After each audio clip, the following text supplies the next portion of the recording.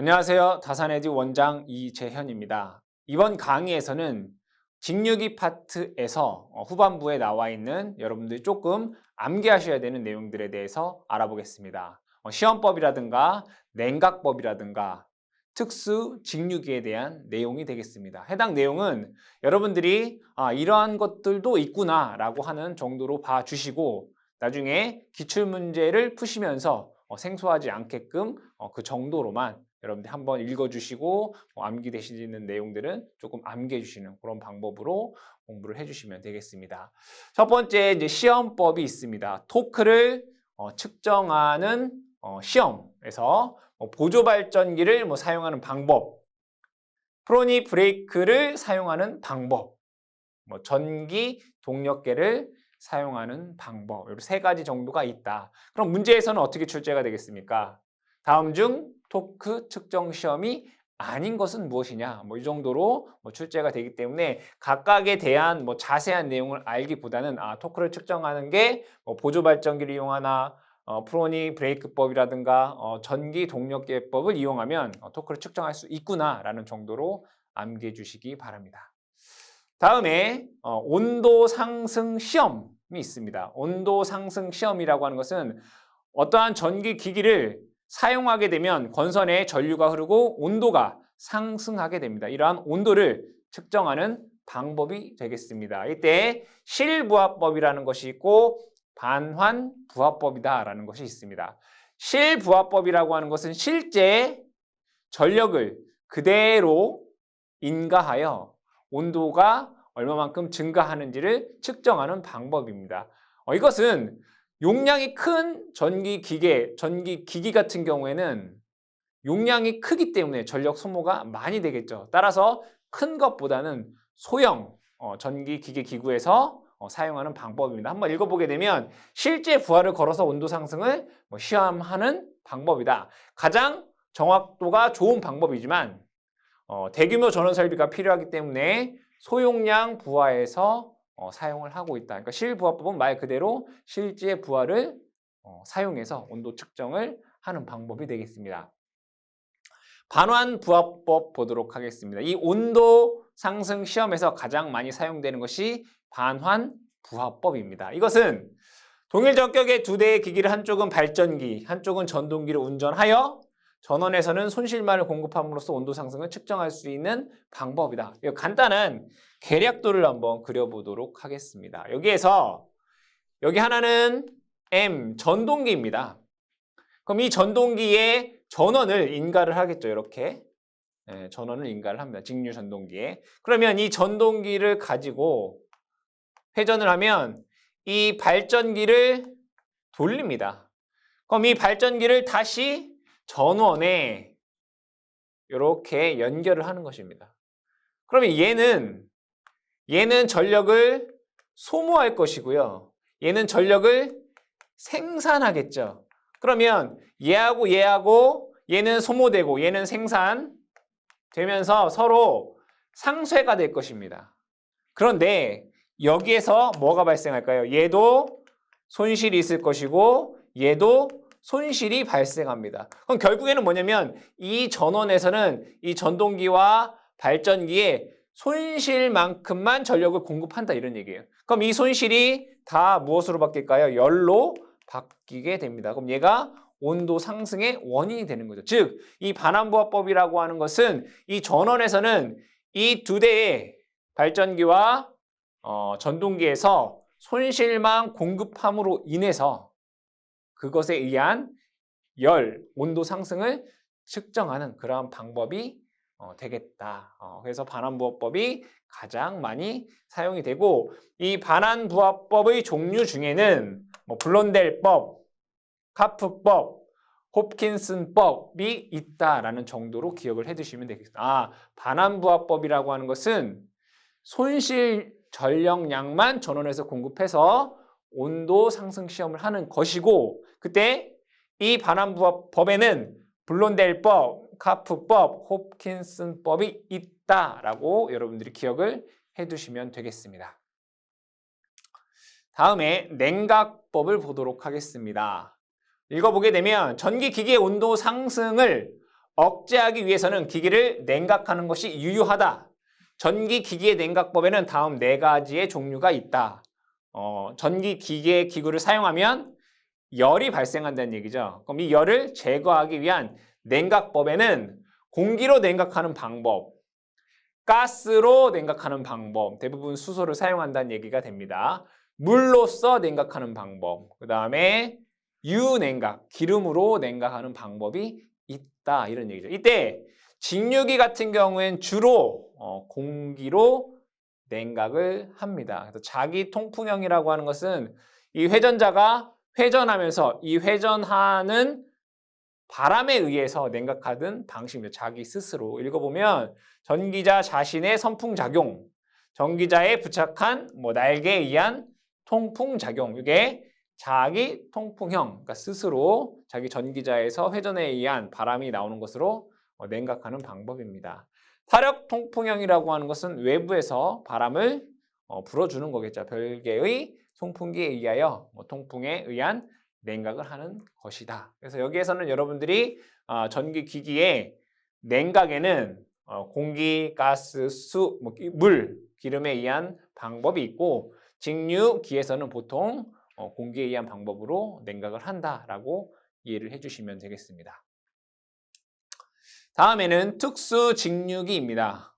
우리가 일반적으로 사용하는 직류발전기, 직류전동기가 아니라 좀 다른 목적의 특수 직류기가 되겠습니다. 여기에서는 총 9가지가 나오는데 각각 하나씩 보도록 하겠습니다.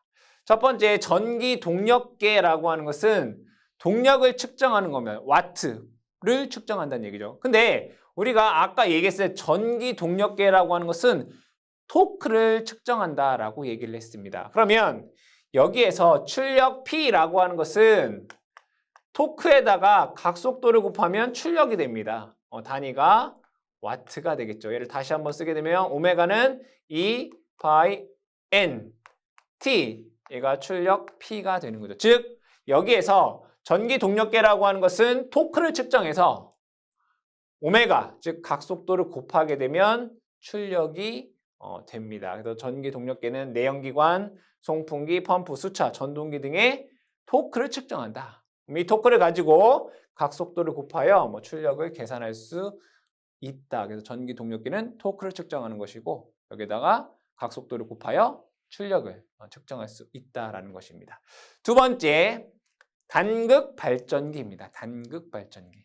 이 단극 발전기는 간단하게 설명을 드리자면 여기에 전기자가 있고 여기에 계자 N극, S극이 있다라고 했을 때 얘가 이 도체가 회전을 하게 되면 얘는 이 도체에서는 정류자를 통하지 않고 도체에는 이러한 교류가 되는 거죠. 그럼 여기에서 얘가 정류자를 거쳐서 얘가 비로소 이러한 직류파형이 되는 거죠. 근데 이 단극 발전기는 이 정류자 없이 정류자가 없이 직류를 만드는 그러한 발전기입니다. 간단하게 또 그려보게 되면 이렇게 그릴 수 있습니다. 여기에 이러한 원리만 얘기하는 겁니다. 원리 실제 이렇게 생겼다라는 것이 아니라 이러한 원판이 있다라고 보겠습니다. 원판이 있고 회전축을 둡니다. 그리고 나서 여기에 얘를 이런 식으로 연결을 합니다. 그리고 여기에도 마찬가지로 얘가 이제 회전이 똑같이 되는 이렇게 연결을 하고 여기에 저항을 이렇게 놓습니다. 그리고 나서 여기에 자속을 이렇게 공급을 합니다. 그리고 이 원판을 회전시킵니다. 이런 식으로. 그러면 자속의 방향은 위 방향이고요. 힘의 방향은 이런 방향이잖아요. 그렇죠? 이렇게 되나요? 자속은 위쪽 방향, 힘의 방향은 이 앞쪽으로 나오는 방향. 그럼 전류는 안쪽으로 들어가겠네요. 그러면 여기에서 얘는 항상 전류가 이러한 방향으로 흐르게 됩니다. 즉 정류자가 없이 계속 한쪽 방향으로만 흐르는 그러한 발전기를 단극 발전기다라고 얘기를 합니다. 읽어보게 되면 정류자가 필요하지 않은 구조의 직류 발전기이다. 이게 단극 발전기입니다. 읽어보면 다수의 도체를 직렬 접속하기 위해서 다수의 슬립링이 필요한 구조로 복잡하다. 정류자가 필요 없고 철손이 없으므로 효율이 높다. 저전압, 대전류의 용도로 화학공업 등에 사용이 된다. 그럼 여기에선 여러분들이 단극 발전기라고 하는 것은 직류를 만드는데 정류자가 필요가 없구나. 근데 다수의 도체를 직렬료도 접속해야 되기 때문에 구조가 복잡하다. 철손이 없고 효율이 좋다. 저전압, 대전류에 사용이 된다라는 정도를 여러분 기억을 해주시면 되겠습니다. 다음 특수직류기를 또 보겠습니다. 세 번째, 발전 전동기입니다. 발전 전동기. 읽어보게 되면 발전 동기. 하나의 전기자의 전동기용 권선과 발전기용 권선을 설치하고 계좌 부분을 공통으로 한 것이다 라고 되어 있네요. 전동 발전기는 전동기와 발전기를 직결한 것이고 발전동기는 전동 발전기보다 효율이 높다. 이거에 대해서 한번 얘기를 해보겠습니다. 발전동기라고 하는 것은 뭐냐면 전동 발전기부터 먼저 설명을 하면 여기에 전동기가 있고요. 여기에 이제 전원을 인가를 하겠죠. 전원. 그럼 어떤 목적에 의해서 이 전동기를 회전이 될 거예요.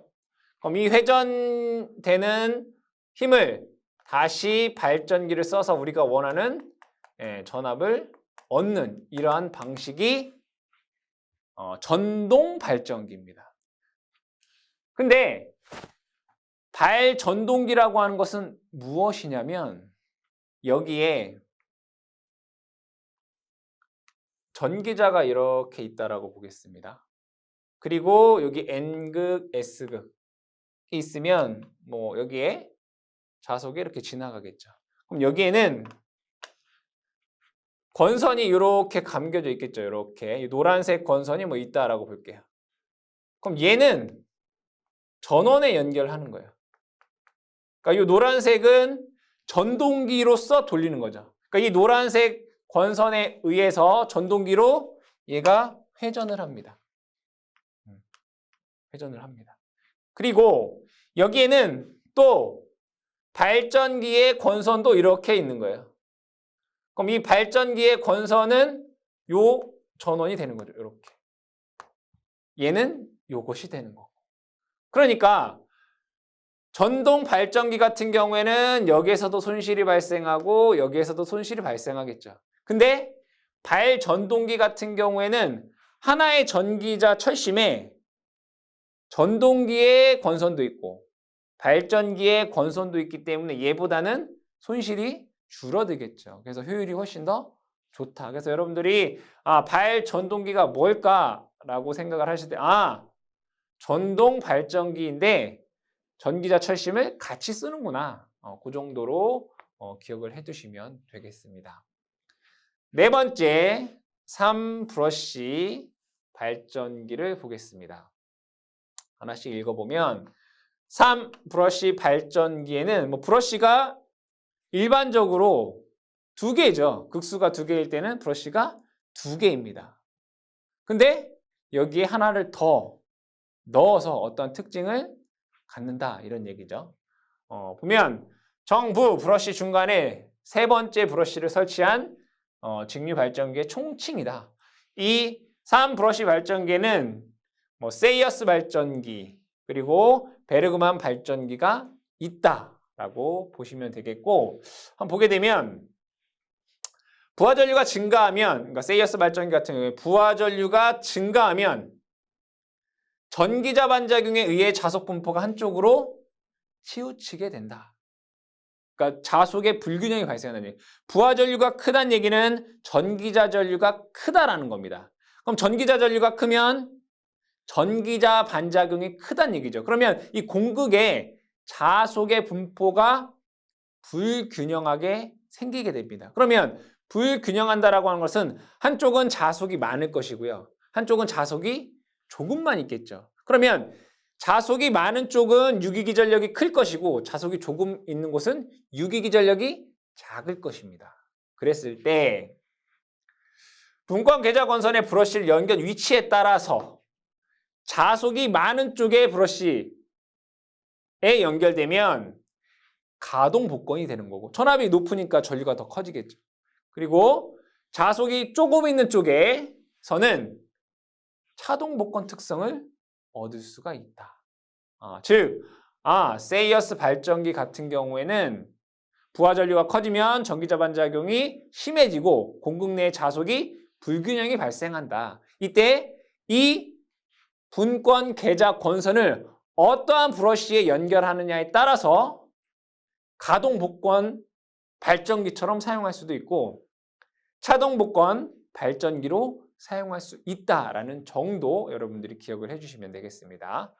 두 번째, 베르그만 발전기를 보겠습니다. 읽어보면 회전 속도 및 부하 전류에 관계없이 회전 속도 및 부하 전류에 관계없이 거의 일정한 전압을 발생하는 정전압 발전기다. 여러분들 직류 발전기 유기기전력 E는 어떻게 될까요? K 파이 N입니다. K 파이 N.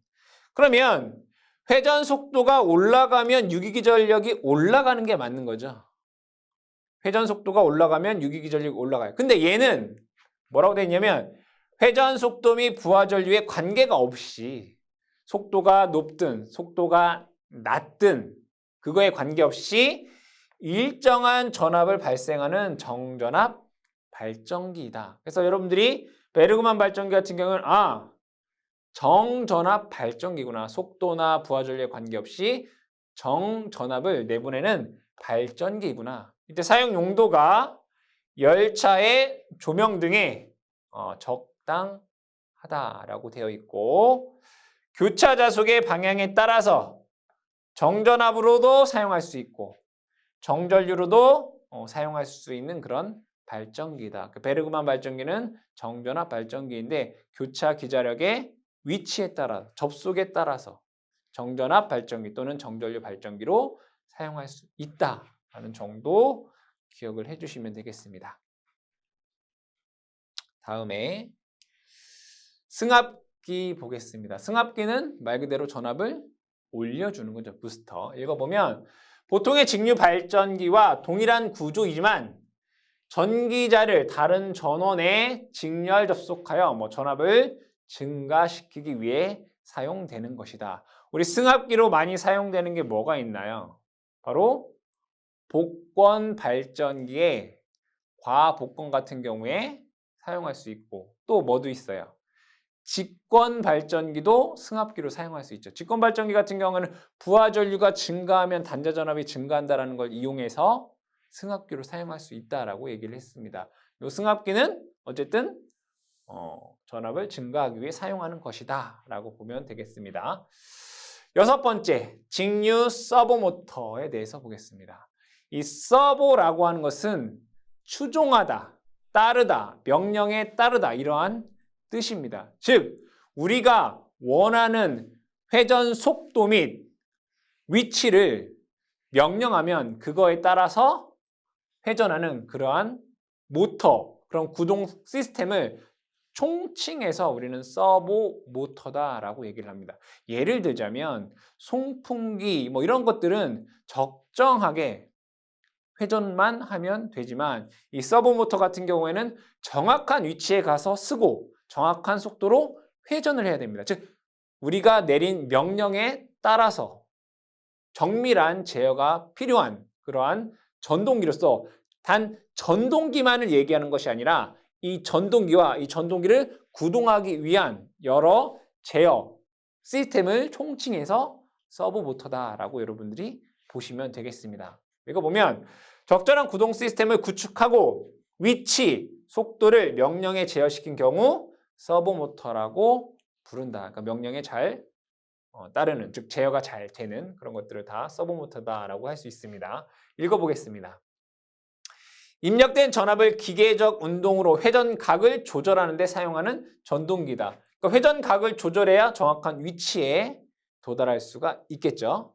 자, 직류 전동기 같은 경우에는 토크와 전류가 비례하는 선형 제어 구성이 가능하여 간단하고 안정적이다. 즉 직류 전동기가 토크가 전기자 전류, 즉 부하 전류에 비례하는 특성을 갖고 있다. 선형적으로 변화한다. 그렇기 때문에 어떤 제어를 구성할 때 쉽게 간단하고 안정적으로 할 수 있다. 이런 얘기입니다.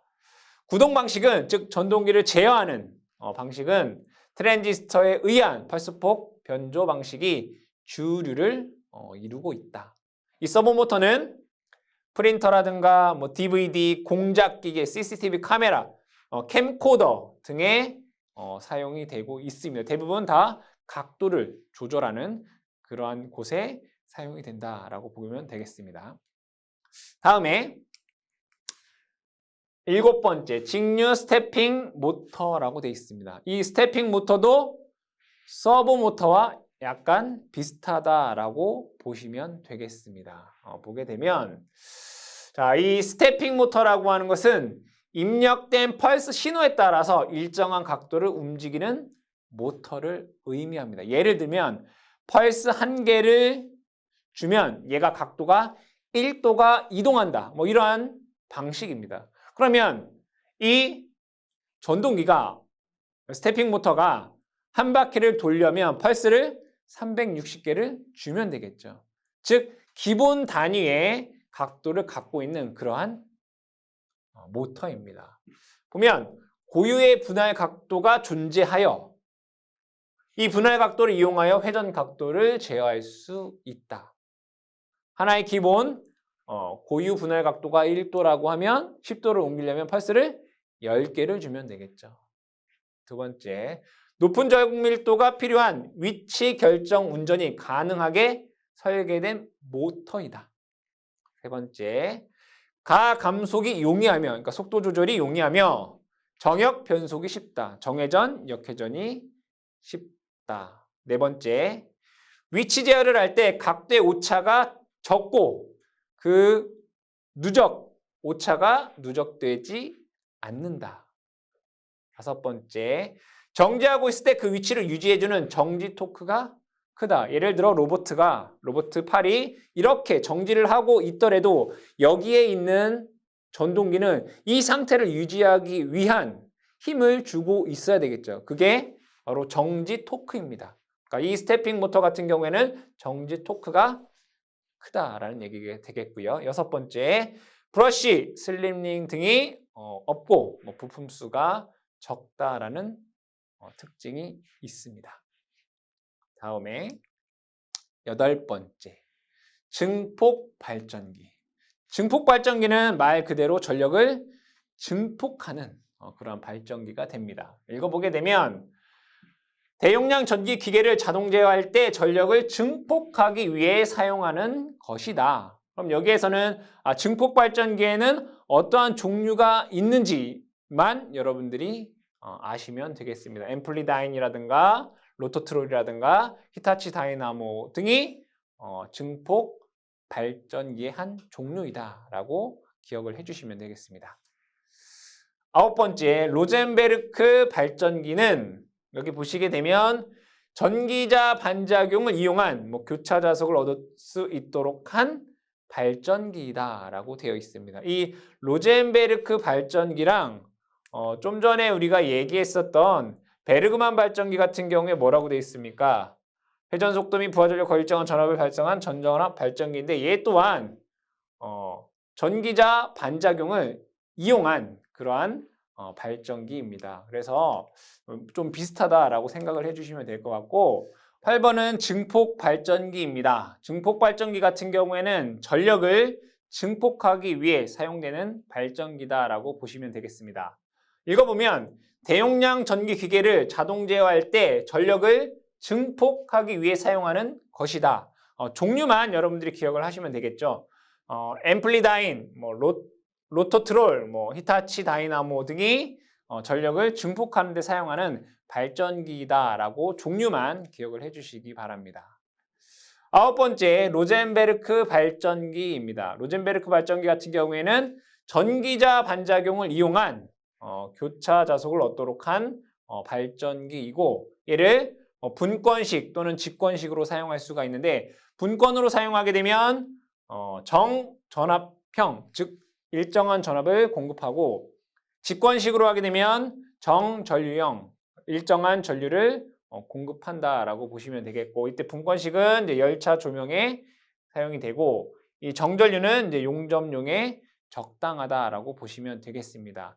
해당 내용들은 여러분들이 전공 서적을 찾아보시면 더욱 자세하게 설명이 되어 있습니다. 궁금하신 분들은 전공 서적을 좀 참고를 해주시고, 시험을 위해서라고 했을 때에는 여러분들이 이 정도 선에서 암기를 해주시면 되겠습니다.